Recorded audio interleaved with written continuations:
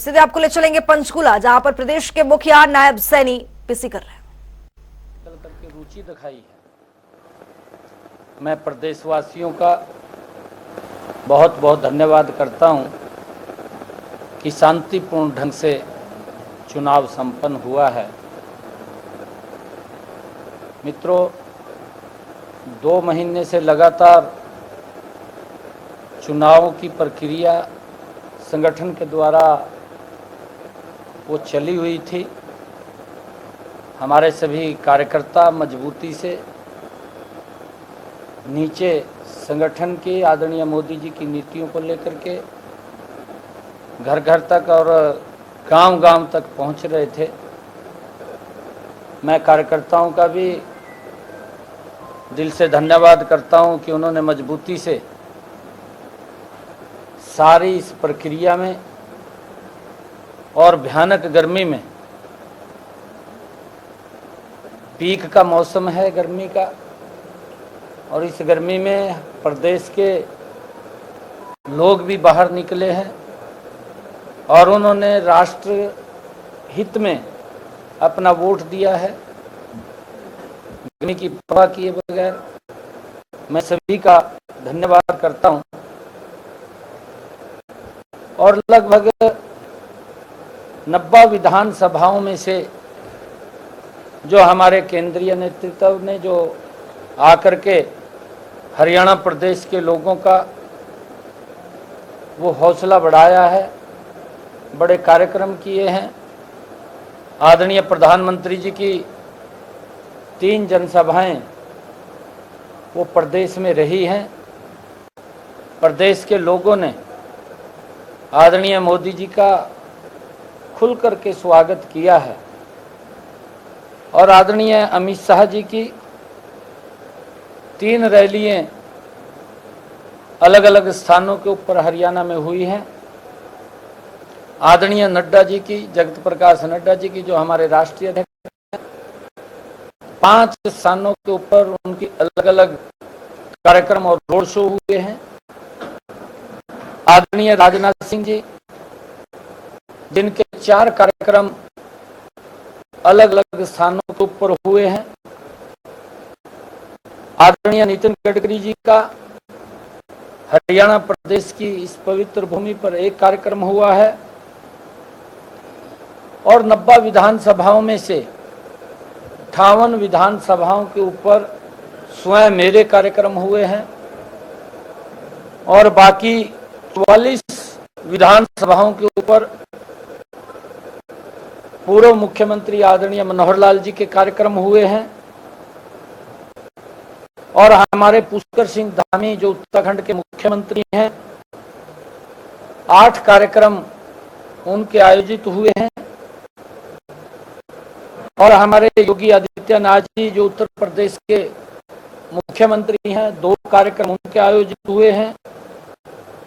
हमारे राजस्थान के मुख्यमंत्री भजन लाल शर्मा जी के भी 2 कार्यक्रम, 3 कार्यक्रम। गजेंद्र सिंह शेखावत, हमारे केंद्रीय मंत्री, उनका भी 1 कार्यक्रम हुआ है।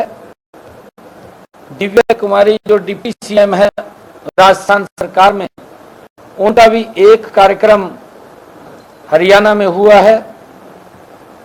दिनेश शर्मा जी, जो पूर्व उप मुख्यमंत्री उत्तर प्रदेश रहे हैं, उनका भी 1 कार्यक्रम हरियाणा में हुआ है।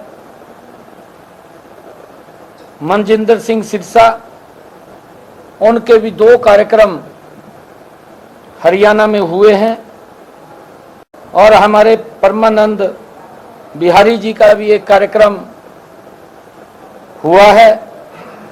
सतपाल जी महाराज के 2 कार्यक्रम हुए हैं। इस सारी चुनावी प्रक्रिया में लोगों से जो इंटरेक्शन हुआ है, लगभग 134 कार्यक्रम बड़े हुए हैं और उसके बाद हमारा जो प्रदेश लीडरशिप था, प्रदेश के मंत्री, उनके कार्यक्रम रहे हैं। हमारे प्रदेश के पदाधिकारियों के कार्यक्रम रहे हैं। हमारे जो राज्यसभा के माननीय सांसद थे, उनके अलग कार्यक्रम रहे हैं। पार्टी की पूरे के पूरी लीडरशिप और हमारे सभी कार्यकर्ता, हमारा चाहे बूथ का कार्यकर्ता था, हमारा पन्ना का कार्यकर्ता था, मंडल का कार्यकर्ता था, हमारा जिला का कार्यकर्ता था, या हमारे मोर्चों के कार्यकर्ता थे, उन सब ने मजबूती से एक एक घर के अंदर जाकर के पिछले 10 वर्षों में जो आदरणीय नरेंद्र मोदी जी ने काम किए हैं, उन कामों को लेकर के घर घर में लोगों तक इंटरेक्शन, बातचीत करने का काम किया है। और उसका एक बड़ा जो इलेक्शन को लगातार पीक देने का काम कार्यकर्ताओं ने और हमारी उच्च लीडरशिप ने, हरियाणा प्रदेश की लीडरशिप ने, जो इसमें लगातार लोगों के बीच में जाकर के पीक देने का काम किया है, मैं उनका सबका भी धन्यवाद करता हूं। और आज जो नरेंद्र मोदी जी की नीतियों के कारण, क्योंकि जब आदरणीय प्रधानमंत्री जी हरियाणा के अंदर आए हैं तो लोगों का जो उनके प्रति प्रेम और उनके प्रति विश्वास, आदरणीय मोदी के प्रति जो श्रद्धा का भाव, वो हरियाणा प्रदेश के लोगों का देखते ही बनता था। जबरदस्त स्वागत आदरणीय प्रधानमंत्री जी का किया और हरियाणा प्रदेश के लोग कि आदरणीय नरेंद्र मोदी जी ने पिछले 10 वर्षों में देश को बदलने का काम किया है, गरीब की चिंता की है, गरीब तक एक योजनाबद्ध तरीके से लाभ पहुंचाने का काम, उसको सशक्त और मजबूत करने का काम पिछले 10 वर्षों में किया है। कोरोना जैसा अगर वैश्विक संकट भी आया है, सरकार ने, आदरणीय मोदी जी की सरकार कंधे से कंधा मिलाकर के उस भयानक बीमारी में लोगों के साथ खड़ी हुई दिखाई दी और मजबूती से उन तक, चाहे वैक्सीन पहुंचाने की बात है, चाहे राशन पहुंचाने की बात है, और चाहे लोगों तक जो हमारा छोटा रेडी फड़ी वाला था उस तक सीधा लाभ पहुंचाने का काम है। आदरणीय मोदी जी के ऊपर एक बड़ा विश्वास प्रदेश के लोग और देश के लोग करते हैं और उसका परिणाम है कि लोगों ने जो हिस्सा लिया है इस लोकतंत्र में, और इस लोकतंत्र में हिस्सा लेते हुए आदरणीय नरेंद्र मोदी जी के प्रति उनका भाव देखने को मिलता था। और आज हमने समीक्षा बैठक भी की है, उस समीक्षा बैठक में भी जो निकल करके आया है कि हरियाणा के अंदर 11 कमल के फूल बहुत बड़े मार्जिन के साथ वो खिल रहे हैं और आदरणीय नरेंद्र मोदी जी को तीसरी बार इस देश का प्रधानमंत्री बनाने में हरियाणा की जो 2019 में भूमिका थी, वही भूमिका 2024 में हरियाणा के लोगों की रहेगी और हरियाणा के लोग तीसरी बार नरेंद्र मोदी जी को बड़े मैंडेट के साथ प्रधानमंत्री बना रहे हैं। ये सारा का सारा उस सर्वे में आया है और मैं पुनः सभी प्रदेशवासियों का, जिन्होंने शांतिपूर्ण और इतनी भयानक गर्मी में जो इस इलेक्शन में हिस्सा लिया, उन सब का मैं दिल से धन्यवाद करता हूं। और इसी इलेक्शन के बीच में हमारे साथी आदरणीय राकेश दौलतापुर जी जो बीच में हमें छोड़ करके चले गए हैं, वो दुर्भाग्यपूर्ण है, क्योंकि अभी उनकी आयु भी वो ज़्यादा नहीं थी, परंतु परमपिता परमात्मा के आगे कुछ वश नहीं है और उनका हमारे बीच से इस प्रकार से चला जाना वो मेरे लिए तो क्षति है ही, परंतु राजनीति में भी एक वैक्यूम उनके कारण आया है। परिवार को जो उनके जाने से क्षति हुई है, मित्रजनों को हुई है, मैं परमपिता परमात्मा से ये प्रार्थना करूंगा कि उनको वो ताकत दे, वो शक्ति दे, जिससे वो अपने पैरों पे खड़ा हो सके। और जहाँ पर भी वो दिवंगत आत्मा है, मैं परमपिता परमात्मा से ये प्रार्थना करता हूँ कि उनको अपने श्री चरणों में स्थान दे। वो राकेश दौलताबाद जी, क्योंकि एक बहुत ही सुलझे हुए राजनीतिक थे उन्होंने अपने क्षेत्र के लिए और अपने क्षेत्र की जनता के लिए लगातार विधानसभा के अंदर आवाज को उठाते रहते थे और आज हमारे बीच में नहीं है। मैं पुनः परमपिता परमात्मा से प्रार्थना करूंगा कि ऐसी दिवंगत आत्मा को अपने श्री चरणों में स्थान दे। कोई समीक्षा के अंदर ऐसा है कि कहीं कड़ा संघर्ष मिल रहा हो दूसरी पार्टी के कंपटीशन मिल रहा हो? सर, जो आपने समीक्षा की है, कितनी सीटों में ज्यादा टाइट मुकाबला है,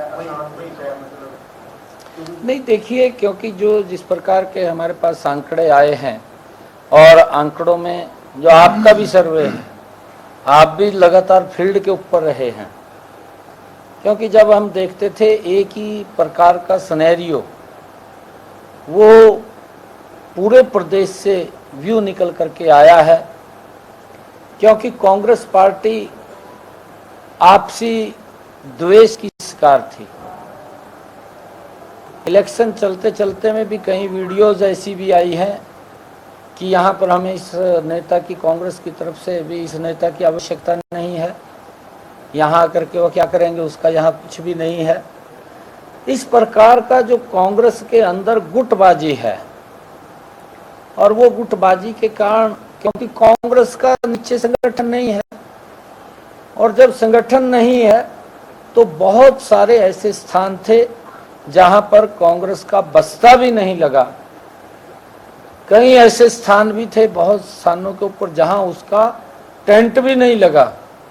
इस प्रकार की स्थिति ये पूरे प्रदेश के अंदर थी, और भारतीय जनता पार्टी, मैंने कहा है कि मोदी जी के प्रति जो देश और प्रदेश के लोगों का श्रद्धा का भाव है, लोगों ने एक तरफा वोट वो नरेंद्र मोदी जी को दिया है, और 4 जून को जब रिजल्ट आएंगे तो 11 कमल के फूल बड़े मैंडेट के साथ वो खिल करके नरेंद्र मोदी जी को तीसरी बार प्रधानमंत्री बनाने का काम करेंगे। किसान संगठनों का प्रदर्शन था, कई किसान संगठनों ने किया विरोध आपके उम्मीदवारों का, उसका भी असर रहा था?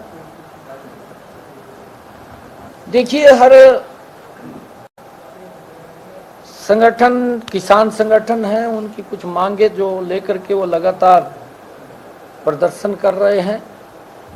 हमने ये भी कहा था कि आदरणीय नरेंद्र मोदी जी ने इन 10 वर्षों में जो किसान हित के अंदर मजबूत कदम उठाए हैं, चाहे प्रधानमंत्री किसान सम्मान निधि पहुंचाने की बात हो, चाहे प्रधानमंत्री फसल बीमा योजना के माध्यम से बड़ा मुआवजा उसके खाते में पहुंचाने की बात हो, चाहे सोलर के ऊपर सब्सिडी दे करके सोलर पंप लगाने की बात हो, चाहे प्रधानमंत्री कृषि सिंचाई योजना के माध्यम से उसके ऊपर बड़ी सब्सिडी दे करके किसान के ज्यादा क्षेत्रफल के ऊपर पानी ड्रिप और स्प्रिंकल इरिगेशन के माध्यम से पहुंचाने की बात हो, और ज्यादा जो पैदावार किसान ने 2014 में जितनी पैदावार थी और जो पैदावार 2024 में थी, उसमें जमीन आसमान का अंतर है, उस सब को भी एमएसपी पर खरीदने का काम मोदी सरकार ने किया है। लगातार हर वर्ष एमएसपी बढ़ा करके किसान को देने का काम भी ये मोदी सरकार ने किया है। और मुझे ये भी, अगर हम हरियाणा के अंदर देखें, 14 अन्य फसलें भी एमएसपी पर खरीदने का काम हमारी सरकार ने किया है, और भावांतर भरपाई भी देने का काम हरियाणा में हमारी सरकार ने किसान को किया है। किसान के अगर यूरिया का भाव बढ़ता है, डीएपी का भाव बढ़ता है, तो उस भाव को भी कंट्रोल करने के लिए मोदी जी ने एक बड़ी सब्सिडी देकर के उस भाव को बढ़ने नहीं दिया। जो कांग्रेस के समय के अंदर वो भाव दुगने उसके रेट हो गए थे, दुगने से भी ज्यादा हो गए थे, परंतु कांग्रेस पार्टी उसको कंट्रोल नहीं कर पाई थी। परंतु आज देश में मोदी जी के नेतृत्व में किसान हितैषी सरकार बैठी है, और उसके कारण से आज उन तक किसानों के ऊपर कोई वजन नहीं पड़ा। मैंने तो बीच में भी शायद आप लोगों को एक बात कही थी कि जो हमारे आंदोलनरत किसान हैं और जो ये आंदोलन कर रहे हैं, ये आंदोलन कांग्रेस के नेताओं के पास बनता है कि उनको जाकर के करें। 60 वर्ष तक देश के ऊपर शासन किया, अगर किसान की हालत खराब हुई है तो उसका सबसे बड़ा जिम्मेवार अगर कोई है तो वो कांग्रेस पार्टी है। मोदी जी ने तो आकर के किसान को सशक्त और मजबूत करने के कदम उठाए हैं, जिससे किसान को एक बड़ा लाभ उसका मिला है। अगर हम देखें, ई मंडी के साथ जोड़ने का काम किया है, ई मंडी के साथ साथ किसान रेल चलाने का काम किया है, ताकि किसान को अगर अपनी फसल एक स्थान से दूसरे स्थान के ऊपर ले जानी है तो उसको खर्चे कम पड़े और वो खर्चे कम के अंदर अपना लाभकारी मूल्य ले सके। उसको लेकर के भी आदरणीय प्रधानमंत्री जी ने जो किसान रेलें हैं वो भी चलाने का काम किया है और इसका बड़ा लाभ किसान को मिला। योजनाओं का कितना लाभ आपने देखा, प्रचार करने के और वोटिंग में कितना लाभ देखने मिला कि प्रदेश की योजनाओं को सराहा गया? देखिए, डबल इंजन की सरकार ने ऐतिहासिक काम किए हैं। कांग्रेस के समय के अंदर कांग्रेस का ही प्रधानमंत्री बोलता था कि मैं 1 रुपया भेजता हूं, नीचे 15 पैसा लगता है। यह किसी से छुपा बात नहीं है। कांग्रेस अगर चुनाव लड़ी है, कांग्रेस झूठ के बल के ऊपर चुनाव लड़ी है। लोगों के अंदर झूठ परोसने का काम, जो कांग्रेस की दुकान में सामान था वो झूठ का सामान था और उस झूठ को परोसने का काम कांग्रेस के नेताओं ने वो किया है। उस दम के ऊपर वो चुनाव लड़े हैं। परंतु मैंने कहा है कि हमारी सरकार ने, ये इनका पैतृक काम है कांग्रेस का, ये आज का नहीं है। जब से कांग्रेस की सरकार सत्ता में आई है जवाहरलाल नेहरू से लेकर के, तभी से भ्रष्टाचार के अंदर ये लोग लिप्त रहे हैं। ये इतना जरूर रहा है कि कहीं किसी सरकार में इन्होंने भ्रष्टाचार कम किया है, किसी में हदें पार की हैं। अब 2004 से लेकर के 2014 भ्रष्टाचार की सारी मर्यादाएं तोड़ने का काम कांग्रेस पार्टी ने किया है और लोगों को इस प्रकार से प्रताड़ित किया कि प्रधानमंत्री जैसा व्यक्तित्व ये बात बोल दे कि वही पेड़ के ऊपर कौन सा नोट लग रहे हैं कि मैं तोड़ के आपको दे दूं। इस प्रकार से देश के लोगों को अपमानित करने का काम कांग्रेस ने किया है। परंतु एक डबल इंजन की सरकार, जो इन्होंने क्वेश्चन पूछा है, डबल इंजन की सरकार ने हमारी इसके अंदर जो एक कहावत हरियाणा में चलती है कि 100 रुपया लिया 125 रुपये दिया, ये सेम कहावत इस डबल इंजन सरकार के ऊपर लागू हुई है कि 1 रुपया मोदी जी ने भेजा और 125 रुपया करके लोगों के वेलफेयर के लिए, लोगों के विकास के लिए, प्रदेश के विकास के लिए ये खर्च करने का काम बिना भ्रष्टाचार के हमारी सरकार ने किया है और उसके ऊपर भ्रष्टाचार के ऊपर बड़ी नकेल कसने का काम भी हमारी डबल इंजन की सरकार ने किया है और इसका लाभ भी, आज इसकी चर्चा भी हर नागरिक कर रहा है, चौपाल में बैठ करके भी कर रहा है और ये बात बोलते हैं कि भाई काम तो मोदी ने किए हैं। मैं ये भी बात बोलता था कि कांग्रेस के परिवार के जो पदाधिकारी है कांग्रेस का, उसके परिवार में भी बैठ करके ये चर्चा होती है कि भाई मोदी ने काम तो देश को आगे बढ़ाने के लिए मजबूती से किया है। ये चर्चा उनके परिवार में भी होती है।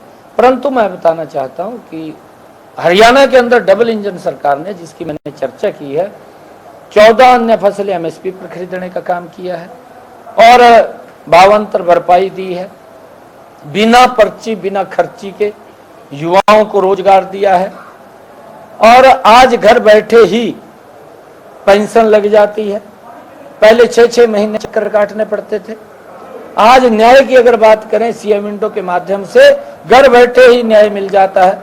कई व्यक्ति कोई अगर किसी मंशा से बार बार सीएम विंडो लगाता है, किसी को परेशान करने के लिए लगाता है, उसको भी समझते हैं। परंतु एक्चुअल में जो पीड़ित व्यक्ति है, अगर वो सीएम विंडो लगाता है, इस सिस्टम के माध्यम से घर बैठे उसको न्याय मिलता है। और चाहे आयुष्मान कार्ड है, चिर आयु कार्ड उसके साथ जोड़ा है, 5 लाख रुपए का अधिकार वो हमारी सरकार ने लोगों को दिया। इस बात की चर्चा लोग कर रहे हैं। 10 11 सीट आप जीतते हैं। भूपेंद्र सिंह हुड्डा अभी ये कह रहे हैं सर कि क्लीन स्वीप हम हरियाणा में करेंगे, तो बीजेपी नेताओं के बयान जो है उनकी बौखलाहट को बता रहे हैं, हरियाणा में हम क्लीन स्वीप करने जा रहे हैं। सर ये उनका दावा है, सर आप क्या कहेंगे सर भूपेंद्र सिंह हुड्डा के इस बयान पर? नहीं, वो उन्होंने थोड़ा सा गलत कहा है। जो वो ये कह रहे हैं भी हम क्लीन स्वीप करने जा रहे हैं, क्लीन स्वीप होने जा रहे हैं। भूपेंद्र सिंह हुड्डा 2019 के चुनाव में भी यही बात बोलता था कि हम क्लीन स्वीप करने जा रहे हैं, करने जाने होने ही जा रहे हैं। कांग्रेस पार्टी क्लीन स्वीप होने जा रही है, उसका कहीं खाता खुलने वाला नहीं है, क्योंकि कांग्रेस के जो क्रियाक्रम रहे हैं वो लोग जानते हैं। 3 दिन के अंदर गैस का सिलेंडर मिलता था, 2 घंटे लाइट आती थी दोपहरी में, लोग त्राही त्राही करते थे। गर्मी के मौसम में पानी तक नहीं मिलता था लोगों को। नौकरियां किस प्रकार से बिकती थी। गैस की सिलेंडर अगर लेना होता था 3 दिन में मिलता था। वो सब जानते हैं, लोगों को, हरियाणा प्रदेश के लोगों को पता है। परंतु क्लीन स्वीप कांग्रेस होने जा रही है, उसका कोई खाता खुलने वाला नहीं है। 11 के 11 कमल के फूल खिलने वाले हैं। आज तो एक ही उनका विधायक बोला है, जो विधायक का कैंडिडेट है कांग्रेस का, कि मेरे साथ चीटिंग हुई है। 2 बोले हैं, एक तो वो बोला है, एक कुमारी शैलजा बोली है। कुमारी शैलजा ने कहा है, ये उनकी पीड़ा है अंदर से, वो हार, ये जो बौखलाहट की बात कर रहे हैं, ये बौखलाहट कांग्रेस की है। उसने प्रेस कॉन्फ्रेंस के अंदर कहा है, आपके सामने कहा है, आप लोग थे, कि हुड्डा की यहां जरूरत नहीं है। ये कहा है ना उसने भी, उसके आने से कोई फर्क नहीं पड़ेगा। ये उनकी हार की बौखलाहट का परिणाम है और वो जीरो जाएंगे। कोई सेमीफाइनल होंगे सर, आपको 3 महीने बाद विधानसभा के चुनाव में जाना है, 3 महीने के बाद आपको हरियाणा में विधानसभा चुनाव में जाना है, तो ये नतीजे जो होंगे सर, आप ये मानते हैं कि आप केंद्र की सरकार की और हरियाणा की सरकार की जो योजनाएं हैं उन पर जनता मोहर लगाएगी, वो आपका सेमीफाइनल होगा? बिल्कुल बिल्कुल लगाएगी। देखिए, हमने कहा है सिस्टम के अंदर आदरणीय मनोहर लाल जी ने बहुत जबरदस्त सिस्टम बनाया है। अगर उसके अंदर कहीं खामी है, उसको तुरंत दुरुस्त करके लोगों को वो सुविधा मिले, उसको सुनिश्चित करना हमारी जिम्मेवारी है। हमने अधिकारियों को ये स्पष्ट रूप से कहा है कि अगर कहीं कोई खामी है उसको तुरंत दुरुस्त करें, क्योंकि लोगों को किसी प्रकार की लाइन में या दिक्कत परेशानी नहीं होनी चाहिए, चाहे वो किसी की भी है, चाहे एनडीसी की है, चाहे वो सरपंचों का मामला। हमने सरपंचों से भी बैठ करके बात किया है। हमने उनको कहा है कि देखिए, आपके अनुरूप भारतीय जनता पार्टी, हमारा जो सरपंच है वो सम्मानित व्यक्ति है, वो लोकतंत्र की प्रथम इकाई है, जिसके माध्यम से देश और प्रदेश के अंदर विकास की एक गति बनती है। अरे उसके ऊपर कोई उंगली उठाए, क्योंकि हमें गवारा नहीं है इस बात को लेकर के। सरपंचों के साथ हम बैठे भी हैं और आगे भी हम बैठेंगे।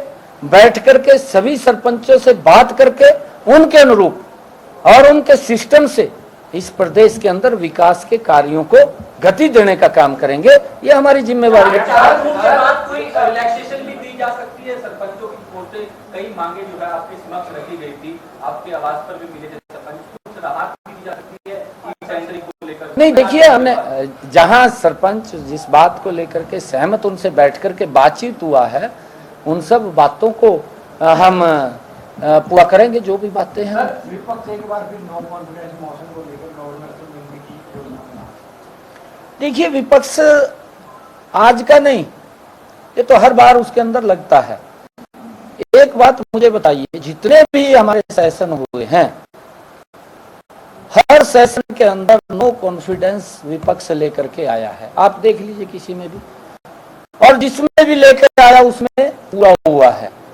अभी मैंने 12 मार्च को अभी विश्वास मत हासिल किया, फ्लोर ऑफ द हाउस किया, सभी विपक्ष के नेता वहां थे। और यहां तक कि क्योंकि कांग्रेस के एनडीए के अंदर ये शामिल हो गया है, इस प्रकार की अफवाहें फैलाना, इस प्रकार की बातें करना, आदरणीय नरेंद्र मोदी जी के 303 सांसद भारतीय जनता पार्टी के केंद्र में, कांग्रेस विपक्ष का नेता भी नहीं, वो भी कहीं ना कहीं किसी से हेल्प लेकर के तब विपक्ष की नेता बनी। वो नो कॉन्फिडेंस लेकर के आगे केंद्र के अंदर। ये आश्चर्य की बात है कि ये इनके पास मुद्दा नहीं है। जब इनके पास मुद्दा नहीं होता या कुछ बताने के लिए कुछ नहीं है 60 सालों के शासन काल के अंदर, तो ये झूठ का सहारा लेते हैं। ये इस प्रकार की अफवाह फैलाई, कहा जी अगर तीसरी बार मोदी जी बन गए, कहा जी संविधान को समाप्त कर देंगे। अरे 10 साल में तो संविधान के अनुरूप मोदी जी काम करते रहे, और यहां तक कि हम बार बार इस बात को बोलते रहे कि आदरणीय मोदी जी ने भारत रत्न डॉक्टर भीमराव अंबेडकर जी के 5 स्थानों को पंच तीर्थ के रूप में विकसित किया। डॉक्टर भीमराव अंबेडकर जी को सम्मान दिया। अरे संविधान तो इसके अनुसार तो देश चलेगा जिस व्यक्ति ने इस पवित्र संविधान को बनाया। परंतु ये किस प्रकार का, जब इनके पास मुद्दा नहीं है, लोगों के अंदर भोले भाले लोगों को बरगड़ा करके उनके अंदर अफवाह फैला करके उनका ये झूठ से वोट बटोरना चाहते हैं। परंतु इनका जो चेहरा है वो सामने आ गया है जनता के सामने कि ये लोग इसी प्रकार के लोग हैं जो एक दूसरे को गाली देते हैं, उसे एक दूसरे को गले लगा लेते हैं। गले इसीलिए लगाते हैं कि जो हमने भ्रष्टाचार किया है, जो हमने पाप किया है, उस पाप के ऊपर हम उसको बचा सके, उसके ऊपर पर्दा डाल सके। ये इसके कारण इकट्ठे हुए हैं, इनका कोई और मकसद राहुल नहीं। गांधी जी ने कहा है कि नौजवानों को मजदूरी कराने वाली योजना अगले वीक को हम सत्ता में आते ही समाप्त करेंगे। बाढ़ के साइड देंगे। देखिए, राहुल गांधी ने कभी भी संविधान का सम्मान नहीं किया। राहुल गांधी ने कभी भी प्रधानमंत्री का सम्मान नहीं किया। राहुल गांधी ने कभी भी संसद का सम्मान नहीं किया। राहुल गांधी ने कभी भी लोकतंत्र का सम्मान नहीं किया। राहुल गांधी और कांग्रेस पार्टी ने कभी भी महामहिम राष्ट्रपति महोदय का सम्मान नहीं किया।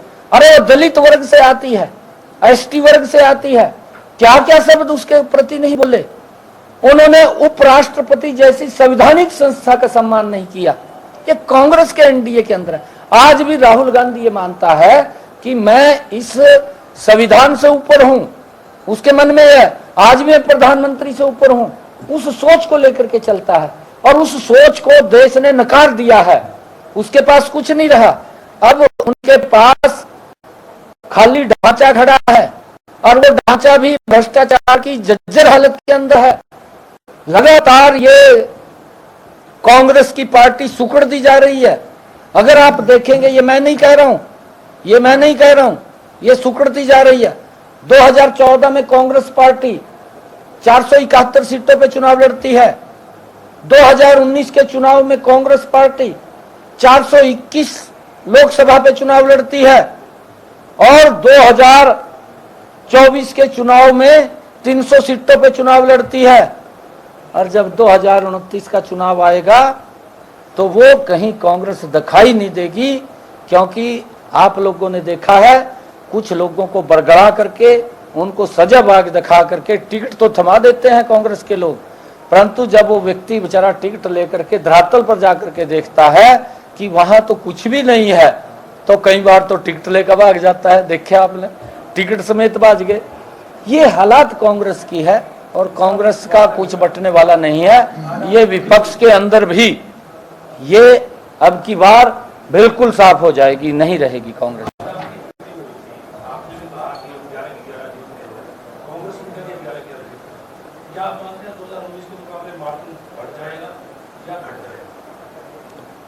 नहीं, देखिए उसके अंदर परिस्थितियां अलग अलग बनती हैं और मार्जिन हमारा लगातार बढ़ रहा है। गलत काम नहीं करवाता ना, वो गलत काम के लिए बोलता है। वो अगर उसका कोई व्यक्ति, क्योंकि उसने पब्लिक के काम कराने होते हैं, अगर कोई कार्यकर्ता के पास कोई लोग वहां से काम के लिए आए और वो अधिकारी के पास जाए काम के लिए, अधिकारी को बिल्कुल सुनना पड़ेगा। अगर किसी कार्यकर्ता ने आकर के मेरे को ये बोल दिया कि इस कार्यकर्ता ने मेरे साथ बदतमीजी की है, तो वो उस अधिकारी को ही जवाब देना पड़ेगा। उसका क्या करना है और क्या नहीं करना वो मौके के ऊपर ही डिसाइड होगा, और उसका सम्मान करना ये उस अधिकारी की जिम्मेवारी है।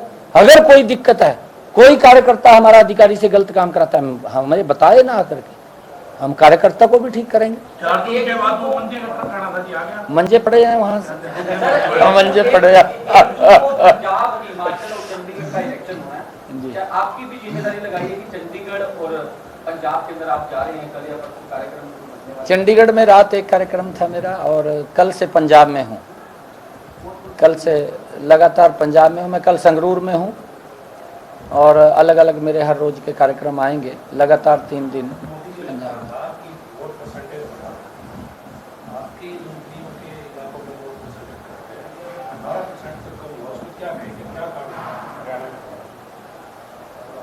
नहीं देखिए, इसके अंदर मैंने आपको एक बात कही है कि कांग्रेस की दुकान के अंदर झूठ है। देखिए कुछ लोग बात में आ जाते हैं।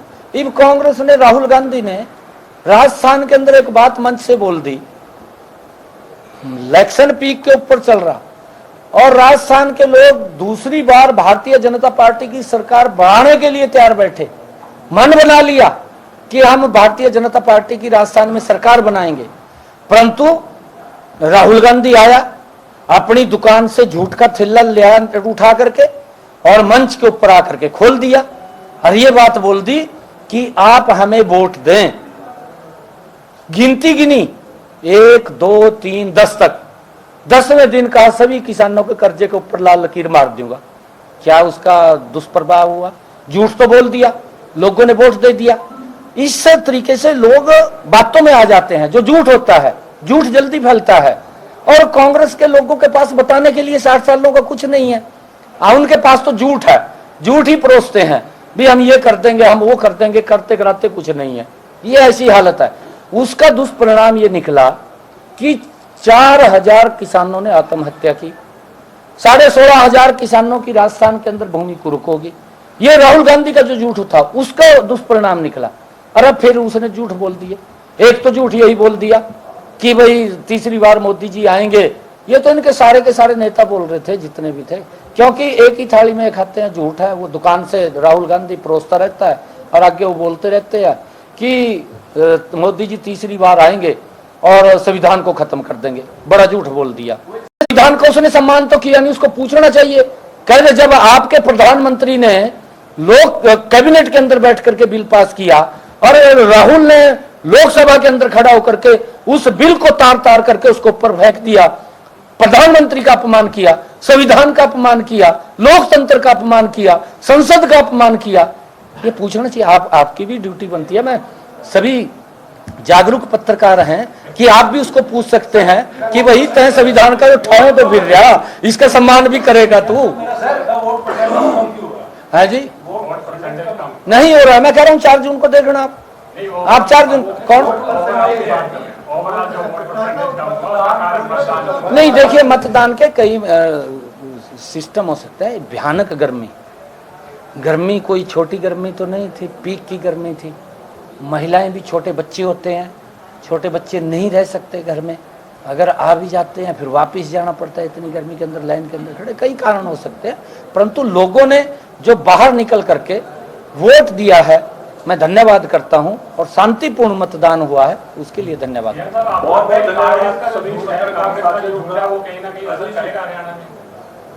मैंने कहा है ना, इस बात को लेकर के वो असर नहीं करेगा। कुछ लोग उस बात में आ जाते हैं।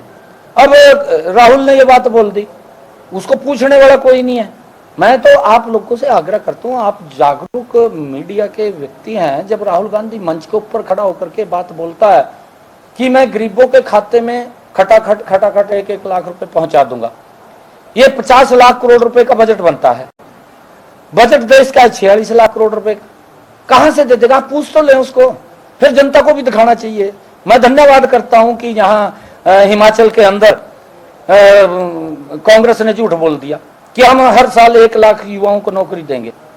वो वहां का बेचारा मुख्यमंत्री फंस गया, वो आप लोगों ने पकड़ लिया जाएगा और कहने लगे भी आपने कहा था, वोट दे दी लोगों ने भी 1 लाख नौकरी देंगे और आप बताएं नौकरी क्यों नहीं दे रहे? और कह रहा मैंने तो कहा नहीं, आप ही ने दिखाया। फिर उनके बयान भी आप दिखा रहे थे।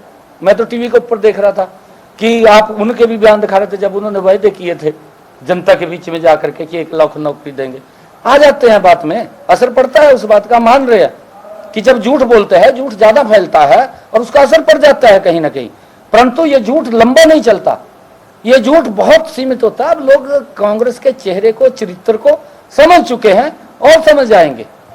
बहुत बहुत धन्यवाद। बहुत धन्यवाद, बहुत धन्यवाद।